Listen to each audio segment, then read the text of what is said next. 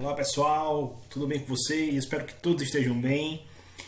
Hoje nós estamos reunidos para fazer uma revisão do conteúdo de biologia, tá certo? Do primeiro módulo, para que a gente possa se preparar na realidade para fazer nossa avaliação diagnóstica, tá certo?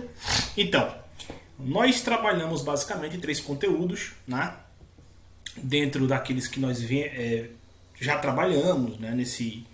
Nesse ano, durante esse período todo de aulas. E aí nós vamos revisar nessa aula as estruturas celulares, vamos observar os mecanismos que envolvem o processo de divisão, os processos de divisão celular, e também estudar um pouquinho sobre os tecidos animais, né? Histologia animal, tá certo? Então eu espero que vocês prestem atenção, peguem caneta, lápis, façam suas anotações e vamos para a aula. Pois bem, então basicamente, pessoal, as células, elas têm três estruturas muito básicas, né? Nós temos a membrana plasmática, o citoplasma e o núcleo como sendo os três componentes fundamentais das células, tá certo? A membrana plasmática é a capinha que envolve as células, né? O citoplasma é formado por uma região mais central, né? Composta aí de hialoplasma, que é uma substância gelatinosa, e várias organelas e estruturas celulares.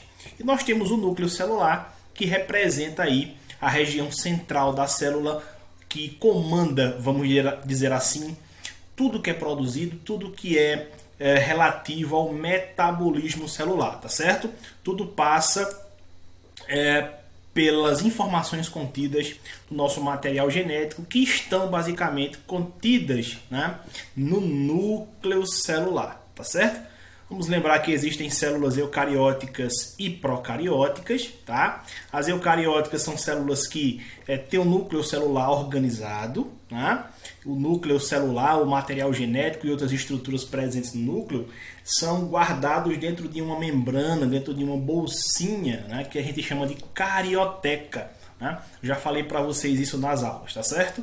Então, as células eucarióticas são células que contêm essa carioteca, né? Que apresentam um núcleo celular organizado.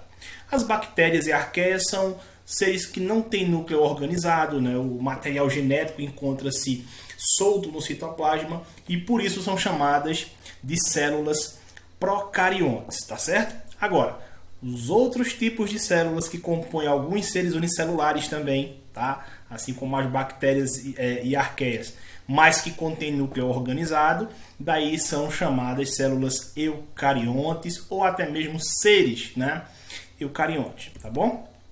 Então aqui nós podemos observar dois desenhos que representam duas células eucariontes ou eucarióticas, que é a mesma coisa, né? Um animal e uma vegetal, tá certo?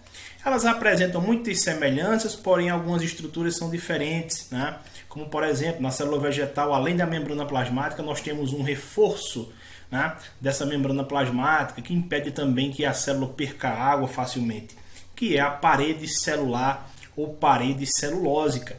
Nas células eucariontes animais, a gente não encontra esse reforço, né, de parede celulósica, né? Não encontra esse reforço de celulose. Nós encontramos um reforçozinho, tá, da membrana plasmática, mas é um reforço não tão espesso, não tão grosso como a parede celular dos vegetais, tá certo? Pois bem, eu já tinha falado a vocês sobre membrana plasmática, né? A membrana que envolve toda a célula, tá? Ela é muito importante porque ela que controla tudo que entra e tudo que sai da célula, tá certo? Ela que basicamente controla os mecanismos, né, de troca de substâncias da célula com o meio em que ela está, tá certo? Pois bem, nas células vegetais, a parede celulosa, como eu já falei, é formada de celulose, tá? E como eu disse, ela dá uma certa rigidez às células e impede que elas percam água facilmente. Afinal de contas, a água é fundamental para todo mundo, mas principalmente para as plantas, tá? O citoplasma também, né? Como eu já tinha dito, essa região mais rosadinha aqui, ó, esse rosa clarinho aqui, né? Gelatinoso. No citoplasma a gente vai encontrar diversas organelas e estruturas celulares, né? Esse citoplasma aqui, pessoal, basicamente é como se fosse uma sopa, né?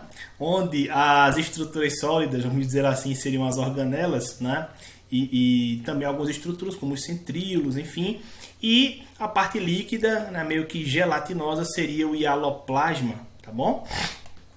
O núcleo, como eu disse, é uma parte central que tem basicamente a função de coordenar, né, todas as funções da célula, como se fosse a sala de controle da célula, tá certo? É de lá que partem as informações para a produção de proteínas, para a produção de novas células, né? E toda a organização de como isso vai acontecer, tá certo? Então o núcleo é uma das partes mais importantes da nossa célula. É lá que existem os ácidos nucleicos, onde a gente destaca o nosso DNA, tá certo? Mas não só existe um tipo de ácido nucleico, né? Não só existe o DNA, existem outras substâncias que também têm esse poder, né, de carregar informação genética, que como é o caso dos RNAs, tá? Mas foca no DNA, ele é o mais importante para a gente nesse momento. Pois bem, e aí, durante o estudo de organelas citoplasmáticas, a gente viu que algumas estruturas, né, algumas organelas, funcionam como órgãos, né? Afinal de contas, o nome organela é diminutivo da palavra órgão, tá? Então, o que acontece? Organelas citoplasmáticas são pequenos órgãos que desempenham funções fundamentais, funções muito importantes no funcionamento, no metabolismo das células, tá certo? Aqui nós temos alguns destacados, nós temos uma célula completa aqui, temos os ribossomos, que são essas bolinhas rosadas, nós temos os lisossomos, mitocôndrias, centríolos, tá? Eu vou explicar para vocês direitinho qual é a função de cada uma delas, tá bom? Então vamos lá. Outras organelas aqui são mostradas, né? O complexo de Golgi, o retículo endoplasmático, rugoso, liso, enfim. Vamos passar adiante. Olha só. Falando de mitocôndria, vamos lembrar o seguinte, pessoal. As mitocôndrias são as usinas de energia das células, né? São lá nas mitocôndrias, no interior das mitocôndrias, que ocorre o processo de produção energética, de fabricação de energia, tá certo? Todas as nossas células precisam de energia para poderem viver, para poderem desempenhar suas funções. Todo ser vivo precisa de energia. Alguns seres vivos, a maior parte, né, dos seres do grupo dos animais, vegetais, eles têm essas mitocôndrias que são responsáveis pela produção de energia, tá certo? As células musculares, por exemplo, como se movimentam muito, tem muitas mitocôndrias, né, para poderem produzir energia, para que elas possam se movimentar, tá certo? O complexo de Golgi é, na realidade, um conjunto de pequenas bolsinhas que ficam uma em cima da outra e tem função de secretar, ou seja, de produzir, né, algumas substâncias e empacotar essas substâncias para que esses pacotinhos cheios de líquidos digestivos, cheios de hormônios, possam viajar por dentro da célula ou até mesmo serem liberados da célula através da membrana plasmática, tá certo? Os lisossomos, né, essas estruturas aqui, ó, rosadinhas, né, são responsáveis pelo processo de digestão celular, tá certo? Existem casos em que os lisossomos eles são produzidos através do complexo de Golgi, tá? O complexo golgiense, né? Então foca aí, tá, pessoal? Complexo de Golgi armazena substâncias, empacota substâncias. Os lisossomos tendem a realizar o processo de digestão. Eles estão ligados ao processo de digestão celular, tá bom? Bom, o retículo endoplasmático, o retículo é diminutivo de rede, é uma rede de estruturas, tá? Que podem ter algumas funções bem definidas, né? Por exemplo, existem estruturas, nessas bolinhas roxas aqui que vocês estão vendo, existem estruturas que são responsáveis pela produção de proteínas, como é o caso dos ribossomos, vou falar dele daqui a pouco, tá? Então, os ribossomos, minha gente, eles podem ficar colados, né, aderidos ao retículo endoplasmático, dando origem a um retículo endoplasmático rugoso, né, ou retículo endoplasmático granuloso, esses grãozinhos assim de ribossomos. O detalhe é que esse retículo endoplasmático rugoso, ele tende a produzir proteínas, tá, por conta dos ribossomos, que tem essa função de produzir proteínas, e fazer com que essas proteínas sejam distribuídas, sejam lançadas ali pelo interior das células, tá certo? Já o retículo endoplasmático liso, que vocês observam nessa outra parte da imagem, tá? Na realidade é uma parte do retículo endoplasmático que está ligada à produção de alguns tipos de gorduras, de alguns tipos de lipídios, né? Bases, substâncias bases para a produção de alguns hormônios, tá certo? Então, basicamente, essas são as funções do retículo endoplasmático liso e rugoso.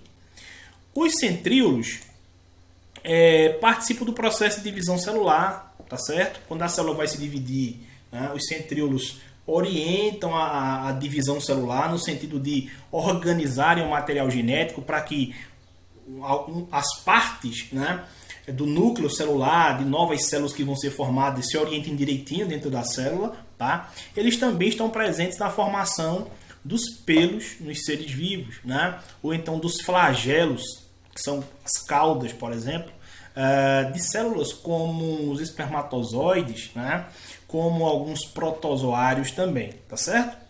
E como eu já tinha dito a vocês, os ribossomos têm função de fabricação, de síntese de proteínas. Eles produzem proteínas, tá certo? As proteínas são, sem dúvida nenhuma, um grupo de substâncias muito importante na formação das estruturas dos organismos, né? Do corpo dos seres vivos, tá certo? Pois bem, basicamente foi isso em relação às organelas e estruturas celulares que nós vimos, tá? Outra coisa que nós estudamos foi a parte de divisão celular, e aí eu quero que vocês prestem muita atenção também, tá? Nessa parte de divisão celular, porque tudo começou a partir, né, de uma revisão, de uma análise sobre conceitos simples que são necessários no estudo de divisão celular. Por exemplo, a gente precisa entender o seguinte, que no núcleo de uma célula, né, o DNA, na realidade, ele está enrolado em algumas proteínas, formando os cromossomos, tá? Formando os cromossomos. Numa célula humana, nós temos no interior do núcleo celular 23 pares de cromossomos. Então são 46 cromossomos no total que ficam emparelhados. Dependendo do tipo de ser, nós podemos ter mais cromossomos ou menos cromossomos, isso também eu falei nas aulas, tá? Se você tiver alguma dúvida mais sobre esses conteúdos, eu sugiro que você, né, vá lá na sala de aula virtual, né, do Google Classroom e investigue lá, estude lá um pouquinho sobre a aula, né, de divisão celular, tá certo? Como aqui trata-se de uma revisão, eu vou passar por cima aquilo que a gente já estudou. Então nós temos aqui um cromossomo que nada mais é do que uma estrutura formada por DNA e proteínas, tá? Vamos lembrar que o DNA compõe o nosso material genético, tá? Nossa composição genética, nosso código genético, e cada informação, né, que representa a formação de algo, de alguma substância, né, dentro do nosso DNA é chamada de gene. Então o gene nada mais é do que um pedacinho de DNA responsável por uma informação que irá produzir alguma substância no nosso organismo, ou no organismo de qualquer seres vivos, tá certo? Então vejam só, os cromossomos, né, são responsáveis pela transmissão das características hereditárias, já que a gente está falando de cromossomo, e cromossomo é DNA e proteína, né? Foca nisso aí, tá, pessoal? O número e tipo de cromossomos difere, ou seja, é diferente de um ser vivo para o outro, né? E outra coisa é que, como eu já falei, né, são formados de proteína, basicamente, e DNA, né, o ácido desoxirribonucleico, vulgo, né, DNA, tá certo? Vamos adiante. Já falei que o DNA contém genes, né? Cada gene contém uma informação genética, ou seja, uma informação específica para produzir alguma substância. Cada célula humana basicamente tem em média 25 mil genes, tá? Ativos, tá? Eles apresentam muito mais genes, só que inativos. Os cromossomos são diferentes em tamanho, em forma, né? Em número de genes também, beleza? Eu mostrei essa tabela a vocês para falar dessa diferença no número de cromossomos, tá? Vejam que, por exemplo, tá? Um cachorro tem mais cromossomos do que nós seres humanos, né? Um cachorrinho tem 78 cromossomos em suas células, enquanto que nós seres humanos temos 46, né? E aí vem um detalhe, né? Vem aquela separação da classificação de células haploides e diploides, tá? Olha só, o que é uma célula haploide e o que é uma célula diploide? Pessoal, deixa eu resumir isso aqui de uma forma bem simples. Quando a gente fala de células haploides, a gente está falando de células que contêm apenas a metade do número de cromossomos normal do ser vivo, né? Quando a gente se refere a esse tipo de célula, basicamente a gente está se referindo a células que estão ligadas aos gametas, né? Estão ligadas ao processo reprodutivo. Então, quando a gente fala de células haploides, em animais, a gente lembra logo de quem? Espermatozoides e ovócitos, ou óvulos, como queira, tá certo? Como é de costume a gente falar, tá bom? Então, células haploides são células reprodutivas e elas têm apenas a metade das informações genéticas do indivíduo. Então, vejam só, se o ser humano tem 46 cromossomos no total, em suas células normais, suas células dos tecidos normais, então quer dizer que no espermatozoide de um ser humano só vai ter a metade, só vai ter 23 cromossomos, tá? No caso de um cachorro, né? Eu falei do cachorro agora há pouco, um cachorro tem uma célula normal sua 78 cromossomos. Então, se a gente for analisar um espermatozoide de um cachorro, então um ovócito de uma cadela, né, da fêmea do cachorro, a gente vai observar metade desses cromossomos aparecendo ali, né? Iríamos observar ali 39 cromossomos para cada célula reprodutiva. Então, qualquer célula haploide vai ter a metade das informações genéticas do indivíduo, tá bom? Quando a gente representa essas células haploides, a gente representa por uma letrinha, que é a letrinha N, tá? Nesse caso do ser humano, o N do ser humano, ou seja, o conjunto de cromossomos numa célula haploide do ser humano é de 23. Se a célula normal tem 46, uma célula haploide, uma célula N, tem 23 cromossomos, tá certo? Numa célula diploide, a gente vai ter o conjunto total de cromossomos. Então, numa célula diploide do indivíduo, a gente vai ter aquele número normal, né, que a gente costuma dizer, aquele númerozinho normal de cromossomos presentes naquela célula. Então, uma célula diploide de um ser humano tem 46 cromossomos. Uma célula diploide de um cachorro tem 78 cromossomos, como eu falei agora há pouco na tabelinha, tá certo? E aqui, né, basicamente, né, a célula diploide é representada por esse símbolo 2N, né, que nesse caso traz o dobro de cromossomos de uma célula haploide, tá? Então, se a célula haploide do ser humano tem 23 cromossomos, a célula diploide desse ser vivo, desse ser humano, vai ter o dobro de cromossomos, ou seja, 46 cromossomos, tá? Pensa assim, célula diploide é uma célula normal, uma célula de um tecido. Célula haploide é uma célula de um gameta, de uma célula reprodutiva, tá certo? Pois bem, deixa eu ver aqui o que eu preciso mais falar para vocês nessa revisão. Bom, o aumento do número de células, né? Então, basicamente, o que é que acontece no processo que antecede a divisão celular?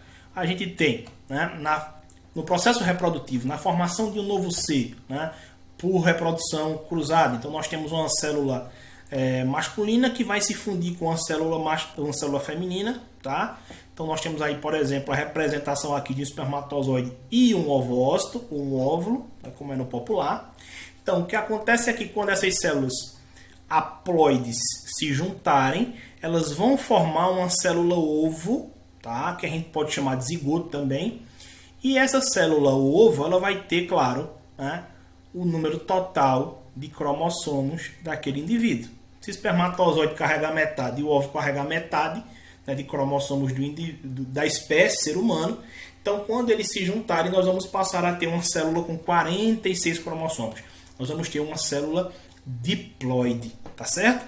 E a partir dessa célula diploide, a partir dessa primeira célula que forma, né, os seres humanos, nós vamos passar a ter um conjunto de células que vai continuar a sua multiplicação até se transformar em feto, em embrião, em feto, enfim, tá certo? Então, como é que esse aumento de número de células acontece? Basicamente por divisão celular, tá certo? Então, a divisão celular nunca para de acontecer, né, no nosso dia a dia. Acontece quando a gente está crescendo, acontece quando as células morrem e é necessário repor essas células no organismo, né? Eu falei até na sala de aula, todo dia nós estamos morrendo e renascendo, né? Células do nosso corpo morrem, outras surgem no lugar. Tudo isso por divisão celular, tá certo? Basicamente é isso. E aí a gente entra na parte que fala exatamente de como esses processos acontecem. Como uma célula origina a outra? Bom, basicamente existem os dois tipos de divisão celular, que nós já estudamos, a mitose e a meiose. Mitose, basicamente, pessoal, acontece para formar tecidos. Né? Uma célula de um tecido morre, né? O corpo da gente precisa repor aquela célula que morreu, e aí ela vai fazer isso através de uma mitose, tá certo? Se fosse para produzir um gameta, a gente teria uma meiose, tá certo? Eu vou explicar para vocês, basicamente, o que é que acontece. Essa imagem resume bem uma mitose. Nós vamos ter uma célula que vai se dividir, essa célula é normalmente chamada de célula-mãe, tá? E o que é que acontece?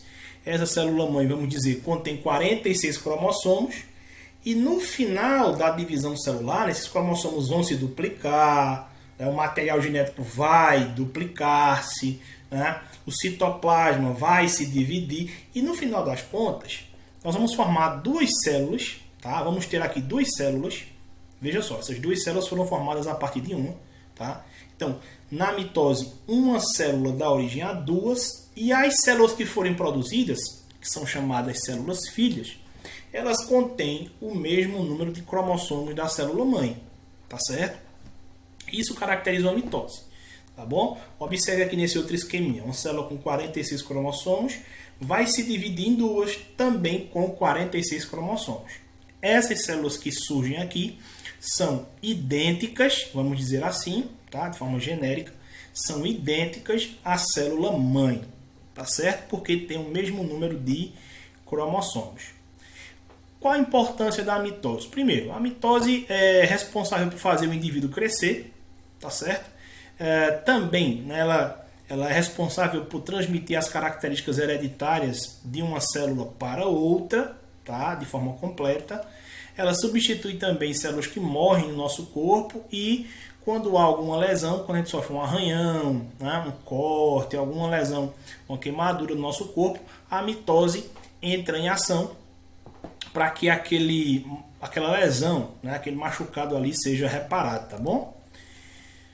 Bom, e aí como se formam os espermatozoides e óvulos, né, que tem somente, nesse caso o ser humano, 23 cromossomos em seu núcleo. Ora, basicamente isso acontece por meiose. Vamos lembrar, meiose indica metade, né?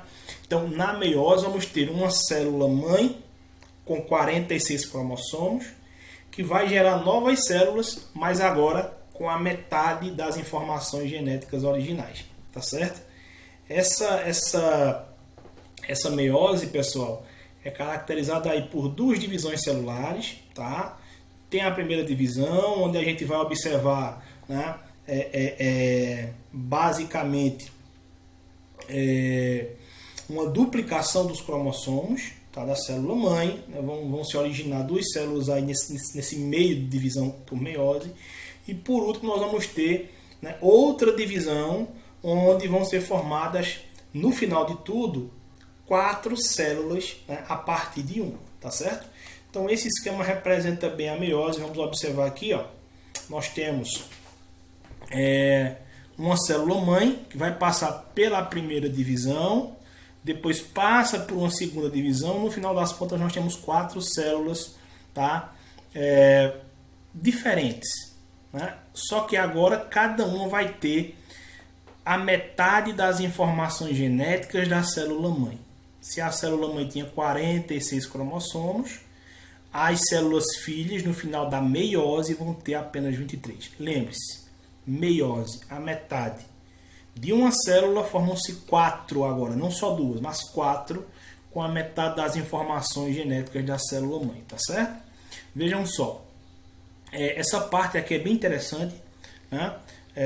Antes da segunda divisão entrar em ação, que é uma parte, pessoal, onde os cromossomos eles trocam material genético. É aqui que acontece a mágica da diversificação dos seres vivos, né? Pelo menos dos animais, tá? É nessa parte que nós observamos que novas células totalmente diferentes, com DNA diferentes, vão ser produzidas, tá? Essa partezinha aqui, ela chama-se crossing over em inglês, tá certo? Crossing over. Muito bem, aqui está o esquema generalizado, só repetindo. Na meiose, uma célula mãe dá origem a 4 células filhas, cada uma com metade das informações genéticas originais, tá certo? Importância da meiose. Bom, basicamente aqui nós vamos ter a formação dos gametas, né, masculino e feminino, tá? A perpetuação da espécie por essa formação de gametas é importante. E outra coisa muito importante é justamente pela recombinação, né, de genes, desse processo que eu falei de crossing over, que os seres que vão nascer com características diferentes umas das outras, tá certo? Uns dos outros, tá bom? Então, para resumir a história, na mitose cada célula mãe origina 2 células filhas com o mesmo número de cromossomos, tá, da célula mãe. Na meiose, cada célula mãe origina 4 células filhas, mas com a metade do número de cromossomos que nela estavam presentes, tá certo? Pois bem, e para finalizar nossa revisão, um pouco aqui de histologia humana, tá? Para quem não lembra, histologia, pessoal, representa o estudo dos tecidos, que nada mais são do que conjuntos de células semelhantes, tá? Um tecido nada mais é do que um conjunto de células semelhantes que se juntam para desempenhar uma função no nosso organismo, tá? Então, existem 4 tecidos básicos: epitelial, né, conjuntivo, muscular e nervoso, tá? São os 4 principais. Desses aí, outros tecidos podem surgir, tá? Coloquei aqui de uma forma bem resumida para vocês, mas é muito importante vocês prestem atenção nos detalhes, tá? O tecido epitelial é dividido basicamente em 2 categorias, né? Nós temos o tecido epitelial de revestimento, tá? E o glandular. O de revestimento, como o nome já está dizendo, vai revestir, vai formar epiderme, tá? Vai revestir e proteger os órgãos do corpo, as estruturas do corpo contra perda de água, que é a desidratação, contra atrito, né? Invasão bacteriana. Nossa pele é a nossa primeira proteção contra agentes causadores de doenças, né? Por dentro do organismo, né, nós temos aí peles que recobrem, vamos dizer assim, né, alguns órgãos, algumas estruturas no nosso corpo, tá certo? Então, o tecido epitelial de revestimento tem essa função de revestir, proteger, né, o nosso organismo e as estruturas presentes no nosso organismo de agentes invasores. Já o tecido epitelial glandular, como o nome já diz, é formado por glândulas, tá, que tem a função de produzir substâncias. Essas glândulas produzem substâncias ou para serem liberadas do corpo ou para serem absorvidas pelo corpo, tá certo?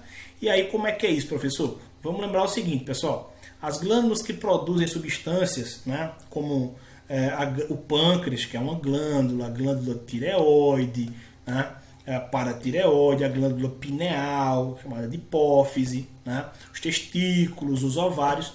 Essas glândulas, elas produzem sim substâncias que vão ser absorvidas pelo corpo na forma de hormônios, vão cair na corrente sanguínea, vão fazer com que o metabolismo do organismo funcione direitinho, tá certo? Bom, glândulas endócrinas produzem substâncias que caem na corrente sanguínea, tá? Que vão ser distribuídas por todo o corpo. Glândulas exócrinas, tá? Liberam substâncias do nosso corpo para fora dele, como é o caso das glândulas produtoras de suor, né? As glândulas produtoras de suor, as glândulas produtoras de saliva, tá? São muito importantes de serem observadas. E existem glândulas, né, que são glândulas mistas, que tanto produzem substâncias para serem distribuídas dentro do nosso corpo, quanto produzem substâncias para serem liberadas do nosso corpo, tá bom? O tecido conjuntivo, pessoal, basicamente é um tecido que desempenha a função de preenchimento e sustentação, né? Então a gente pode destacar aqui do tecido conjuntivo, tecido cartilaginoso, que forma as cartilagens, tá? Presentes aí nas nossas orelhas, na ponta do nariz, né? Essas cartilagens diminuem o atrito, né, das articulações, mantém traqueias e brônquios abertos, ou seja, é um tecido que apresenta uma certa resistência, tá? Tecido ósseo, tá, que tem muita rigidez, forma um esqueleto, né, que dá sustentação e protege alguns órgãos, no caso dos seres vertebrados, tá? E o tecido adiposo, que é o tecido formado por lipídios, ou seja, por gorduras. Tá? Ele vai proteger nosso corpo contra o frio, tá? Serve também como reserva de energia, tá? E a célulazinha que a gente tem aí no tecido adiposo é o adipócito. Pois bem, ainda falando de tecido conjuntivo, nós temos aí o tecido sanguíneo, que é muito importante de ser estudado, tá? O tecido sanguíneo é um tipo de tecido que surge do tecido conjuntivo. Então ele tem função de transportar substâncias, tá? Pelo nosso organismo. Basicamente é isso. Também nos protege contra a ação de seres invasores, tá? Então o tecido conjuntivo é formado basicamente de 3 estruturas diferentes.